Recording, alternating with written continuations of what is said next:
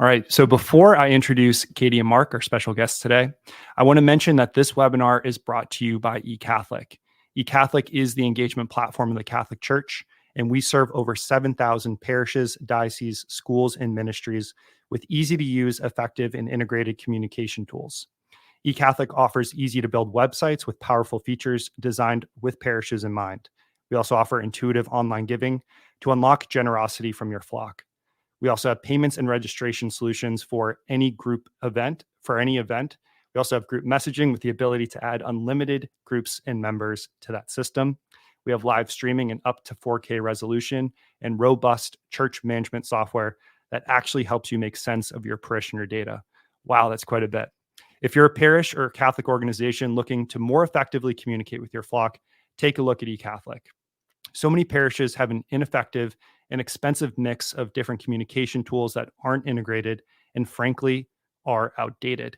eCatholic exists only to serve the church and has helped thousands of parishes and ministries evangelize more effectively and efficiently. Learn more at ecatholic.com or email us at sales@ecatholic.com. Today, we are going to discuss a brand new parish program from Parish Dei and designed for women called She Shall Be Called Woman. We have two very special guests joining us today. Mark Hartfiel is the Vice President of Parish Dei. For 2 decades, Mark has worked tirelessly to help thousands of men recognize their calling as authentic leaders in their marriages and families through the That Man Is You men's program. Mark is the developer and host of That Man Is You. Katie Hartfiel has worked in youth ministry, authored several books, and has served as a Steubenville Youth Conference speaker for more than 10 years. If you haven't guessed it yet, Katie is Mark's wife and homeschools their 4 children. Katie is the founder of She Shall Be Called Woman, which we'll be discussing today. Katie and Mark, welcome. Thank you so much, Mike. We're excited to be here and share with the eCatholic community. Excellent. Well, as I was preparing for this webinar, I found a video of how you two met, and I think it's an amazing story, shows God's grace. Do you guys mind briefly recounting that story? Sure. When I was in high school, I was really I was like a youth group rat, into all of the parish ministries and all of that sort of thing. And I was at a youth conference. It was actually a leadership week, and felt really convicted that the Lord had a plan for me, had a plan for my vocation, a best way for me to get to heaven, and really praying with that over the course of that week. Just asking that if I was called to marriage, and God knew who I would marry one day, that the Lord would bless that man wherever he was, and praying specifically for his conversion. So I became really convicted in that, started writing letters to my future husband, praying for him on a regular basis. Went home from that leadership week, like so on fire for the Lord, but also right afterwards, my family fell apart. My parents got divorced. A lot of pain and darkness within that of like, really, does God have a plan? Like, can this be, that the Lord is going to be able to do something different in my life. So several years pass, go to college, end up meeting a tall, dark, handsome young man from Texas. And so we started dating. Long story short, deep into our dating relationship, we're on the phone one night talking about Mark's conversion. I don't know if you want to give like a very brief. Sure. Just very briefly, my high school experience was a lot different than Katie's. I wasn't going to all the youth conferences and praying for my future spouse and things like that. I was going to church on Sundays. Thanks be to God. God was very important in my life. At the same time, I mean, that stage of life was more like sports, which for me was basketball. And where's the party this weekend? It was that type of scene and culture and lifestyle that I was living. Going to church on Sunday, and the rest of my days were the typical average high school kid, right? So what happened to me is the summer between high school and college, I had a massive conversion. And I wasn't at a youth group. I wasn't in prayer. There was no altar call from a priest telling me what to do. It was literally I was showering one summer night. And the only way I can describe the experience is just the Holy Spirit just entered into the place and the space and convicted me, pierced my heart with a deep truth that I'd heard a million times before, right? God loves you. Like, we've all heard that. My mom would tell us every day. But it was like I experienced the depths of it, that Christ died for me. It was my sins that were the hammer and the nails that took his life. And so I literally fell to my knees and wept, my sins racing through my head, tears of sorrow and contrition for sure, but also overwhelmingly, I feel like I tasted the goodness of God, the mercy of God. And so, yes, there was sorrow and a desire to transform, but it was a joy. It was this one moment with God was like a taste of heaven. It was better than anything the world could offer me, that I thought my life was good, experiencing all these things of what the world tells you is good things. And I enjoyed those things in those moments. And they were all nothing, right? As St. Paul says, it's all loss and rubbish compared to knowing Christ. And so before I went to bed that night, a definitive decision to give my life to Christ. I didn't know what that meant. I did know there's a handful of things I needed to stop doing, like definitively. And I knew there's a handful of things I needed to start doing. And that started down the path that I'm still on to this day, right? Of continual conversion. But that was definitely a moment where I knew, because of the nature of it too, that someone somewhere must have been praying for me. And that's where here Katie will continue with the story of how we kind of sorted all this out. So we were talking on the phone about this story and I know, which I had heard lots of times before, but for one particular reason, I was at home in Colorado, where I'm originally from. Mark's here in Texas, and asked him, do you know the exact date of this conversion? So he tells me the date in July. I go over to my bookshelf where I kept all my prayer journals, pulled them out and started reading. And the week of his conversion was the same week that I was at this leadership week, the same week that I decided that I was going to go to war, praying specifically for the conversion of my future husband, if needed. And I had a laundry list, like if he's struggling with this, and this, and it was word for word, Mark's list. So we share the story. I mean, especially when I do youth ministry things with teens and stuff, I share the story a lot, but not because it's our love story and we really like it, but really, like, this is what our God does. And he does it millions of times every single day, that he's listening and he's moving. And this was one time that he chose to show us, that he was intimately involved within that time. Yeah, it's so beautiful and so much fun when you can put your finger on dates like that and really see the Holy Spirit moving. That's a beautiful story. Thank you for sharing. And I think it probably, is the undertone for so much of the work that you guys do together now, which is awesome. So as we dive into the webinar, can you tell us a little bit more about Paradisus Day and your mission there? Yeah, absolutely. Thank you. It's a good question. I've been at Paradisus Day for like 20 years. I was the first employee and worked out of our founder's house, is Steve Bowman, for like the first 6 years on a fold-out table and a fold-out chair. So that's our humble beginnings. And first, just to start, before even getting into the mission, like the name itself kind of reveals the mission. So where's Paradisus Day come from? Actually, if you look back in Genesis, the Garden of Eden, that word garden, the Greek is paradisio. So it was a paradise. The word garden could be translated paradise in Eden. Same words used in the book of Revelation to describe the heavenly Jerusalem, the new heavens and the new earth. And so God planted a paradise of Eden. And that was his intention from the very beginning, is man, woman, together with God in perfect harmony, perfect union. And what makes paradise is the presence of God, right? That's what's going to make heaven, heaven. And then perfect communion with one another, man and woman, and all of creation, right? This perfect harmony and union without sin.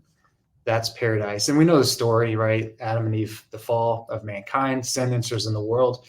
And God places a cherub angel with a sword to block, quote, the way to the tree of life, the way to paradise. So paradise is blocked. And so all of salvation history now is this story that's unfolding where we've been banned from paradise, so to speak. And we live in this strife in this fallen world, and Christ comes to restore. So as Christ dies on the cross and the opening of his heart, paradise is restored. And so this union between man and woman and our pathway to heaven has all been restored for us. And so his intention from the beginning, again, with man and woman, is this perfect union. Our mission at Paradisus Day and our vision is God's vision for humanity. That even in the midst of a fallen world, that we want to help families discover Christ's presence in the midst of their union, in their spousal union, their relationship with their children, and that our homes truly become a foretaste of paradise. Our homes truly become the domestic church where Christ is present. He's always present if we have the eyes and ears mystically and spiritually to see it. And so with that, it's really a family ministry where we're helping families enter into what we would call the spirit of Nazareth, because the Holy Family experienced this. The Holy Family experienced the presence of Christ all day, every day. They could wake up and Joseph and Mary could say, "Good morning, God." And so to become like the Holy Family, we too have to experience Christ's presence in our homes, which that's going to transform the world. That's what's going to transform the church, one family at a time.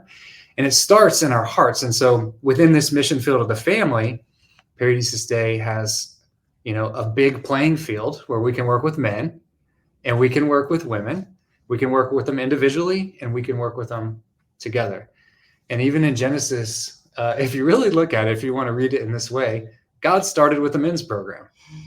like Adam in his original solitude before Eve enters the stage, God had to walk Adam through a divine lesson, right? And this is what God walks men through today with our program, That Man Is You.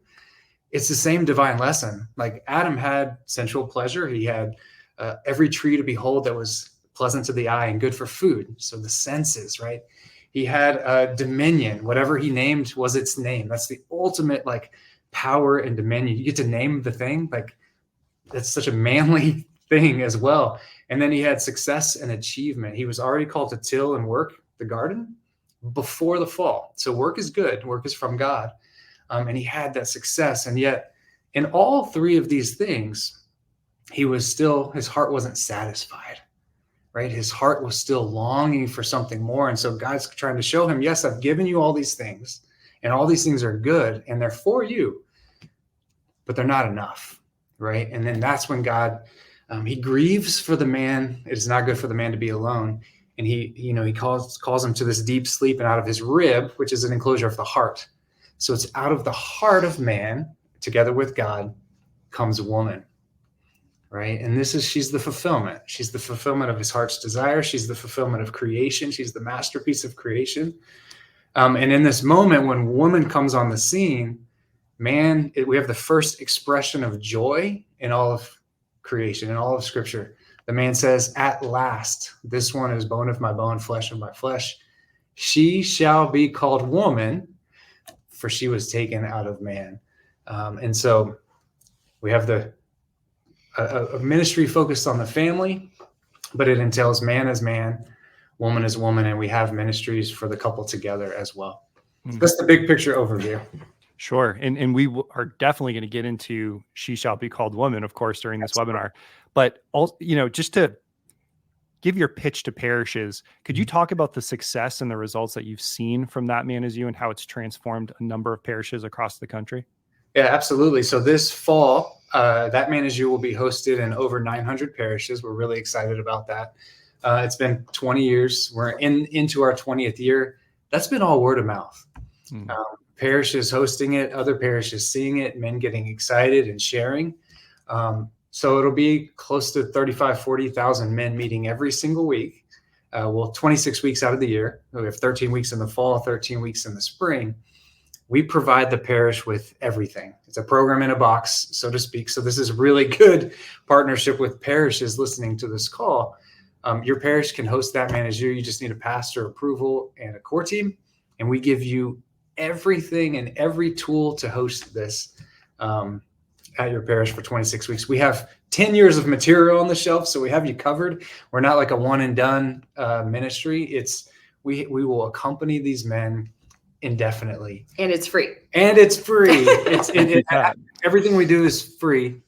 It's just donation appeals within it to the people who are attending. So yeah, and I think the greatest fruit, to sum it up, there's so many fruits, but the heart of the fruits are more and more men becoming like St. Joseph, right? St. Joseph was a man after God's own heart. He's the spouse of Mary. He's the father of Jesus. We read in Malachi, the great prophet before the New Testament comes, He says, before the great and terrible day of the Lord, I will turn the hearts of fathers to their children and the hearts of children to their fathers.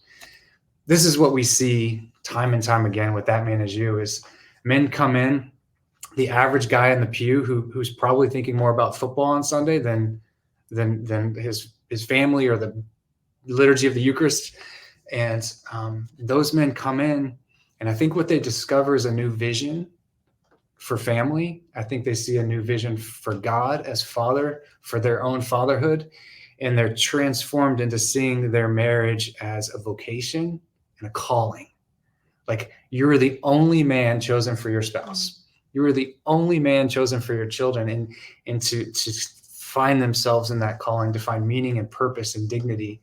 JP2 says, men reveal and relive on earth the very fatherhood of God. Wow. That's what I think these men kind of come to see as their dignity and their calling. And what does that change? It changes everything. So rather than go through, okay, they stop looking at pornography, or they start going to confession more, or they start reading the scriptures more, they start going to daily mass more, all those things happen, right? But the heart of it is their hearts are transformed. They want to be like little St. Joseph's in their home. And they begin to see that's what's going to transform the world. That's what's going to transform the family. That's what's going to transform the church. Yeah. So That Man Is You now has been running for a decade, which is amazing. Katie, tell us about She Shall Be Called Woman and what inspired you to create this program. Also, what was the thinking behind starting with the men's program and then moving into creating a parish program designed for women? Well, Steve Bowman, when he started That Man Is You and started Parish Day as a whole, he always felt a call to couples and marriage ministry, men and women, all of these things, and kind of got backed into the men's program. So there was a big non-denominational men's group here in Houston, and a ton of the men that were going there were from our parish, from our Catholic church. And so they came to him like, I know you want to start this thing for couples and this ministry, but this is what we need. This is what we need. So he very reluctantly started with That Man Is You, and kind of dabbled a little bit in a women's program. Also, I was a youth minister at the parish where they started That Man Is You also. So it was, obviously behind the scenes, and also been very formed within Parish Day. Mark started working here like 6 months after we got married. So even our entire marriage and adult life has been very formed by this kind of spirituality. So probably like 10 years ago, I was not working in the parish anymore, but still doing some speaking and things like that with youth ministry, and just really felt like the Lord in prayer one day was like, one day you're going to do the women's program. And I was like, what? Like, no, I don't even know where I would start. Like, that sounds great. It sounds really exciting, but this must have just been like in my own, weird thought that popped into my head or something. But it was something that kept coming up in prayer for me over many, many years. But small children at home. And again, like, I do youth ministry. Like, I don't even know where I would start with women. But over the last probably 5 years, I've had a lot more opportunities, especially as our kids have gotten older. I'm doing a lot of like mother-daughter different events, a lot more women's conferences, mothers groups, things like that. And I've really loved it and gotten to know so many other women in ministry through all of those things. And so just a lot of things aligned this year for it to kind of be time for it to all come together. So we've been just really excited about how all of the doors have been opening and things falling into place, and bringing in these different women speakers and seeing, I think like kind of a theme over the year as it's all come together is like, it's happening. It's happening. Like, this is finally happening. And all across the board, I think in the office, we're like, oh my gosh, I can't believe it. This is really, really a thing. It's really going to happen. So we're so excited about it as a whole. What are some of the topics parishes can look forward to She Shall Be Called Woman covering? Yeah, so we have 2 9-week seasons that are done, and our goal is to produce 2 9-week seasons every year. So we brought in different speakers, and each of them gave one talk for each of the seasons. So our first semester is called Masterpiece of Creation. It's really foundational of what it is to be called woman. So we have theology of the body, we have feminine genius, really identity of what it is to be called, to belong to the Lord.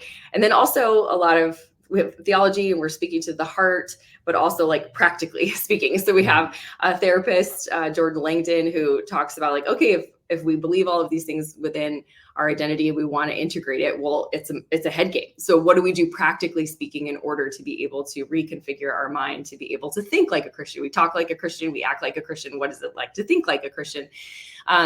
What are the areas within our homes, within our marriages, within our parenting? But then also I have two speakers that are not married, one that's a religious sister, one that's single, in her 30s. What does this look like for you, in your own life also? So that's our first semester, a lot of femininity. And then our second semester is the 10 virtues of Mary. So we're looking at the woman par excellence. And St. Louis de Montfort, he lists these 10 virtues of the Blessed Mother, and you could look at them and be like, oh my gosh, it's so admirable that she has all of these virtues. But actually, they're virtues that are possible for us and that we need if we really want to be holy. So all of our speakers broke down all of these different virtues and talking about how we can bring them into our lives, again, spiritually through our hearts, but also practically within our lives as well. So we're super excited about that content. And then as years go on, also, we're kind of like in the beginning stages of working out all of the content for what we're going to be able to put together next year. But kind of in that same vein, not always harping on the same thing of like, let's talk about the beauty of women, for years and years and years. But what are these other areas of our lives that the Lord really wants to breathe life into and to bring his love into the world?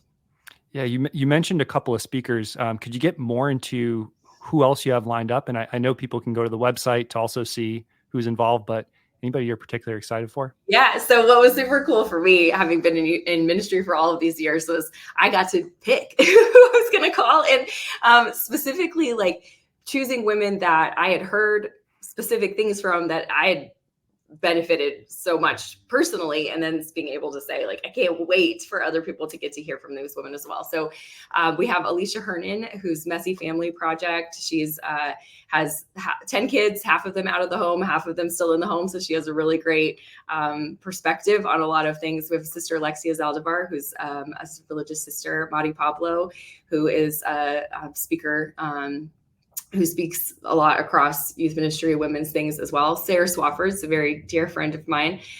Lisa Cotter, who is very well-versed, incredibly well-versed in the feminine genius period. And as I mentioned, Jordan Langdon, who is a therapist from Colorado as well. I think, is that everybody? I think that's. Hope so. Yeah. And Mark has. Oh, yeah.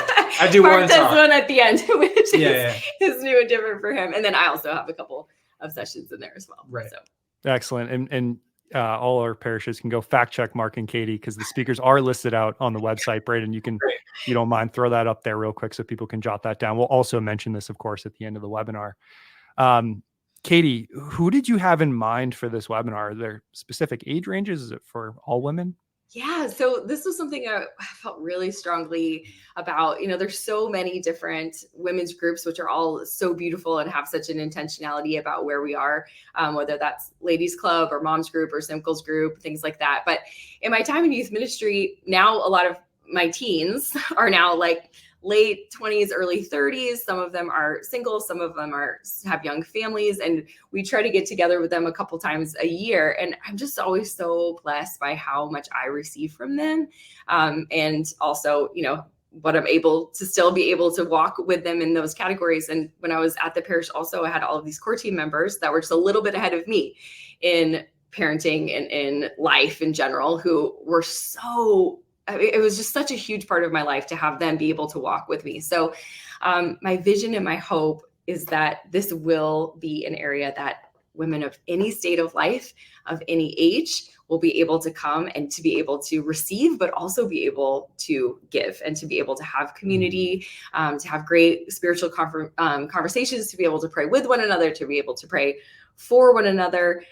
So that really is the vision. And that was something that I really harped on a lot when we were bringing in the speakers also, that these messages, yes, like there is things about marriage and there is things about family, but these are universal truths, right? That the Lord, I think, wants to bring healing and goodness into our life, that we all need, and that we can walk with one another in that area. So that really is the goal and the hope of this program. Yeah, you mentioned healing. I think especially today, we all see and experience so much anxiety, a loss of identity, just goes hand in hand with living in today's world. How will she inspire women and help them find their true identity in Jesus and experience that healing that Jesus wants for them? Yes. So that's really the core, I would say, of what especially our first season is all about, is recognizing our identity in the Lord. That when we can look at all the different attacks in our culture and in our world, I think oftentimes when we see that the devil's in a frenzy about something, we kind of have to step back and say, like, what's really going on? And I believe firmly, like, there's all of these symptoms and all of these manifestations, but really what the actual attack is on our identity of belonging to the Lord as his. And I heard this phrase many years ago: our behavior will flow from our identity, that how we see ourselves is actually going to affect everything about our lives. And so our identity, the way that we see ourselves, is actually maybe one of the biggest portions. I think the most important thought we have in our life is who God is, and the second is who we are, and everything else is going to flow from that. And so if we want to be holy, this is really where we have to start. So we spend a lot of time with that in our talks, but then also we have a devotional, an optional devotional for participants to buy if they would like to go through the program and just take 10 minutes a day of letting the Lord speak into all of those areas. So really praying and hoping that God's going to do really big, beautiful healing things throughout this program. Yeah, I want to dive a little bit deeper into discovering the meaning of femininity, and why is this especially important today? Could you speak to that? Yeah, I heard recently, I was listening to a talk of actually a non-denominational speaker. She made this point that I really loved. She said, like, when we look at the scriptures of what Jesus talks about, how he's coming back for a bride. And if he's coming back for a bride, what that means is that our understanding of who woman is not only important for us, but it's important for the entire world. Like, if there's things that we need to be able to understand about ourselves and portray and bring Jesus into the world in order for the world to understand who we all are, for us to understand who the church is, all of these different things. And so, perhaps now more than ever, there's more and more confusion about what that means. And I think one of my favorite moments of that within the program, and we've talked about this a lot ourselves, is Lisa Cotter. Again, she talks about the feminine genius, and she does it so beautifully, just about what you would traditionally think of as like being feminine and being, girly or whatever, versus like all of the gamut of things that are personality traits or characteristics or whatever that are still feminine genius. But what is the whole picture of what it is to be a woman? And that it's just, I think it comes across so beautifully and Mark said it like actually so well. I loved it. Like you could, go ahead. I mean, one of my favorite parts, like if I were given the program, or Steve and I or something like that, we could speak about the feminine genius. And John Paul II did as much, so beautifully, right? It's one thing to speak about it. It's another thing to see it in flesh. And as these women were speaking, right, the overflow of the heart, the mouth will speak. You can see and feel and experience the feminine genius, like with your sight and your senses. And that's one of the things, the intangibles I love so much about. It's a program for women by women. And these women are sharing their experience, and you're seeing their feminine genius on display, right? And all their various different states of life, and how they bring that into the world in their different roles. So it's not like feminine genius just points to one thing. Mm-hmm. It's not simply motherhood, right? It's all the full gamut of giving of your heart to others. They explain it better than I do. Don't worry. But it's all in there, and it's really beautiful, and it's so very Marian. So yeah, thanks be to God. There are so many parish programs out there today, it seems. What sets she apart, and how is this not just another parish program? Yeah, I wanted to be really intentional about not just trying to recreate something else that's already out there. So, again, like the content obviously like is the sharing of heart, but even the setup is you come in, you have some social time, you have 20 to 25 minutes of a talk, which we're also trying to be intentional about. Like, let's give more time for discussion, therefore, in small group.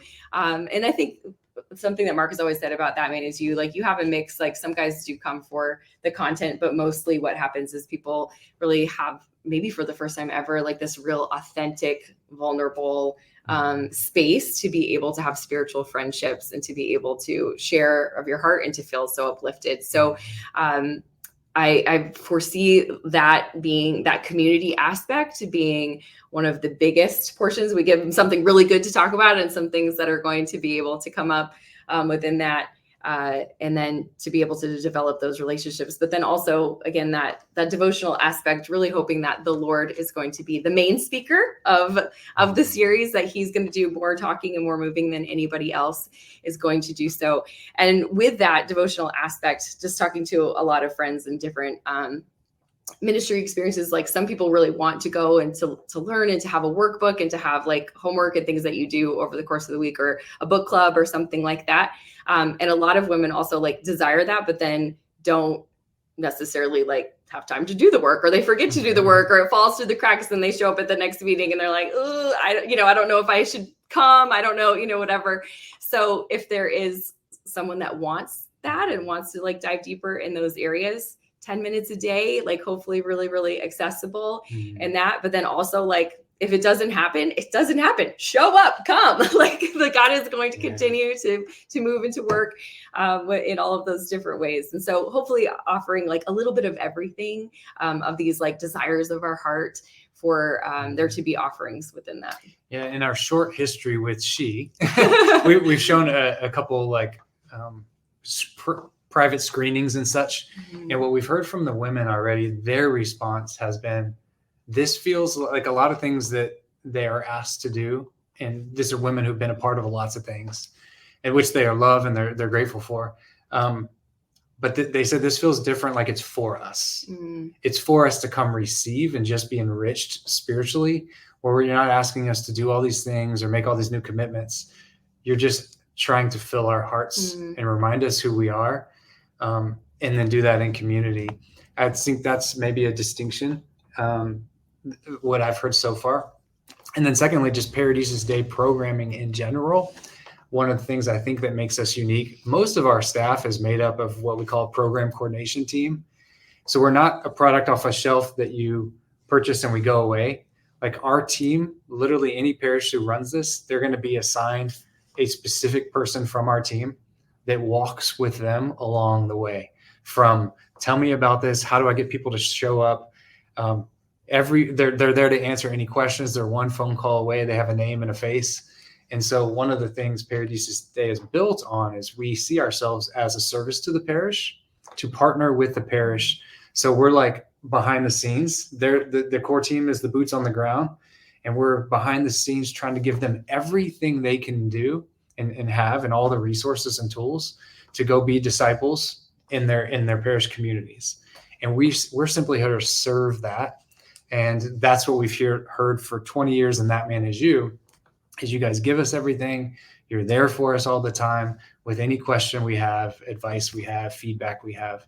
And so I also think that's a distinction factor. If you're a parish deciding to host this, we are with you every single step of the way. Mm-hmm. And so getting into practicalities, you sort of hinted at this, but for parishes familiar with the format of That Man Is You, how will things compare? Is it very similar? Is there a slight different aspect that you guys took? I know, Katie, you just sort of explained that, but could you speak to that a little bit? Yeah, it's very similar in the same vein, again, with some tweaks. Our talks are shorter for more time for discussion. And then our weeks, we have 9 weeks instead of 13 weeks, and really hoping that you can start after the craziness of September and be done before holidays. Kind of the same thing in the spring. Start once everybody's in a groove, be done before April and May eat us all alive. And so really hoping that it's accessible in those kind of ways. But other than that, it's pretty much the same format. Yeah, it's 3 parts. You show up, doors open, and you've got a little fellowship piece And then you have a video that starts at a particular time, and then you break into small groups. So it's fellowship, content, small group, and then you break. Also, just practically, she spans 2 seasons. We have fall and spring, as you mentioned earlier. Can you tell us a little bit more about the themes for fall and spring, and why were these themes chosen? Yeah, so the first one being masterpiece of creation. So really giving kind of like the intro, and actually, so I started with that topic on what Steve had put together in this booklet that he had written for women. So again, very foundational of what it is, and then turning to our Blessed Mother for her examples for the second semester as well. So really hoping to like give this great big springboard of what it is to be called woman. Yeah, and the idea behind we're poised to try to create 2 additional 9-week seasons every single year. And so if you just fast forward a few years from now, even just 3 years from now, we should have 6 seasons available with all sorts of different topics. So the current vision is some women that will probably always start with like what they should do for season 1, very foundational. But then after that, most likely there'll be a day where the women get to choose this topic versus that topic. What is our group craving for, hungering for, desiring for? And over time, you really get to build out all different aspects of where women are and what their desires to hear about, combined with this always underlying this kind of Paradisus Day message of the family. Because that's our call as Paradisus Day. So, yeah. Yeah, it sounds like the programs will really complement one another, Yes. which is great. So very practically speaking, you again have already spoken about this, but want to reiterate or ask again, what resources and material do you provide to parishes who want to bring She Shall Be Called Women to their parish community? Yeah. A whole host of things. I was kind of thinking like just like eCatholic, and you guys have all the things going on there. So yeah, Paradisus Day provides you your greatest asset is the program coordinator, a person who actually will help you along the way. But we have an email written for every week. We have a database where you can sign your people up and get them registered. We have QR codes that go straight to your class. We have posters, banners, trifold brochures, registration cards, T-shirts, polo shirts, everything that you could think of. We have a leader's guide, a manual that you can walk through, training videos that you can walk through. Some people get overwhelmed with how we've already thought of everything. Other people are like, this is the greatest thing ever. All I have to do is follow the checklist. What I try to remind people is, because all the content is created, it's plug and play. The 2 greatest things a program has, you could sum up the entire manual and everything else in 2 steps. If you're like in a haste to like, how can I get this started? There's so many things on the checklist. Get women there. That's step 1. Keep them coming back. It's kind of like throwing a dinner party. What do you need? You need people to show up and you need food, and everything else will kind of happen, right? And you do your best to manage all the logistics and clean the house and provide them a great atmosphere. But we've already created the content, right? So you just have to find the way to bring the women there, which is, by the way, is not very hard with women. It's harder with men. Women are going to share. They're going to talk about this. And so that's a great thing. Word of mouth is going to spread. Get women there, keep them coming back. So it's the excellence in invitation and then excellence in experience, providing a very hospitable, welcoming environment. That's the key. Every other logistic revolves around those 2 things. And we mentioned the first season of She kicks off this fall, which is coming up. If parishes act fast, is there still an opportunity to bring She to their parish? Absolutely. I think the latest you could start is early October. Okay. So like late September to early October, which is plenty of time from now. Get that pastor's approval, get a few ladies on the core team. I've seen in the years of that manage you, sometimes when you're in the last minute, we've had really great programs because it's like, go, let's go right now. We don't have the time to discern indefinitely about all the different things. Let's just act, right? And then they have incredible programs. So I think actually right now is a really good time. We're still in mid-August. You've got a good 6 weeks, to talk to your pastor, You need to get his approval quickly. Get a few ladies on the core team. Maybe ask the pastor if he knows of a few ladies. The key ingredient, if you have his approval, is just 1 or 2 ladies saying yes. It's the same for the men. If you have so here's how leadership works. 1 or 2 people going for it, it's easy to find a few followers to help, right? It's harder to oh my gosh, I have to garner the whole core team. We have to get this consensus. It's hard to get 6, 8 people to say yes together. If they see leadership, this is what the parish is doing, this is what we're going to do, people will follow. They follow leaders who are convicted in something. And so 1 or 2 people saying, this is where God's calling, this is where we're going, the group will come together. You'll be off to the races. And so if parishes are very interested from this call, I know we just barely scratched the surface, and they want to learn more about learn more about bringing it to their parish, where can they go? Where's the best place for them to visit? She Shall Be Called Woman website, or the paradisesday.org website. Paradises Day has men's program, That Man Is You. We have the women's program, She. We have a program called Mysteries of the Rosary that you can do. We have all sorts of offerings for parishes, and they're all free. So go to that website. You can navigate around. We have a new website launching in about a month or so.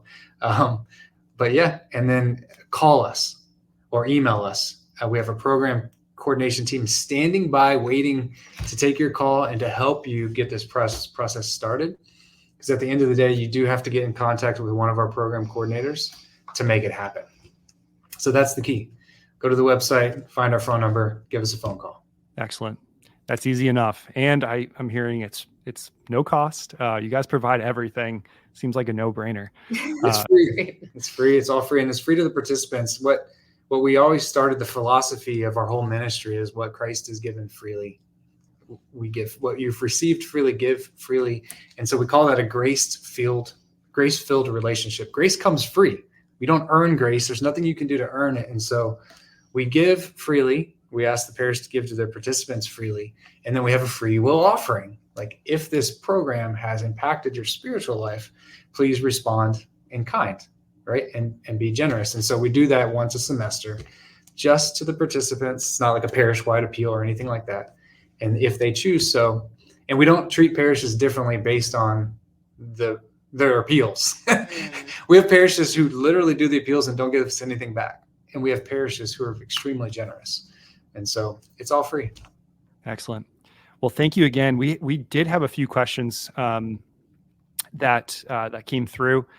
Great to see such great engagement from our parishes. So we'll get to a few of those, but I did want to remind everyone that we did record this webinar. So if you want to come back and watch it or share it with your parish priest, or whatever you want to do with it, we will send it out. It's certainly not lost on me that we are recording this live. We're doing this live here on the eve of the Feast of the Assumption. So I think that's beautiful. So if we don't get to sending out the recording tomorrow, we will try. But if we don't get to it, we'll certainly send it out by Friday. So everyone who registered, even if you had to leave or if you just want to watch it again, we will definitely be sharing that with you all. Thanks again, Mark and Katie, for joining. And if you don't mind sticking around a couple extra minutes, we'll ask some of the questions that came through. Absolutely. So Deborah asks, how many are needed for the core team? Yeah, sometimes it depends on the size of your parish. I think you probably want to have 4 to 6, as a nice number. You can have more, right? You can absolutely have more. You can have 8, you can have 10, you could have 12. Our core team manual is going to break down the different roles and responsibilities. And they're simple. They're things you would naturally think of, like a hospitality coordinator, someone making sure the experience is nice, a registration coordinator, make sure someone to send out the emails, things like that, right? But 4 to 6 is a really nice spot that you can feel comfortable with moving forward. And then adding more is great, because core team leaders sometimes end up being table leaders. So then it's variable based on the size of your program. If you get 100 women to show up, you may need 10 table leaders. Not a bad idea to have them on the core team. And the other thing is, with advertising, we say the greatest way to bring people to the program, men or women, whether it's a men, is personal invitation, right? So each person on your core team, I would say their primary role is to go tell everybody about it. right? And we call that, you want to create a buzz, right? You want to seed the parish with personal invitations, word of mouth invites before they ever see a bulletin insert or a nice poster or a pop-up, before they receive a trifold brochure.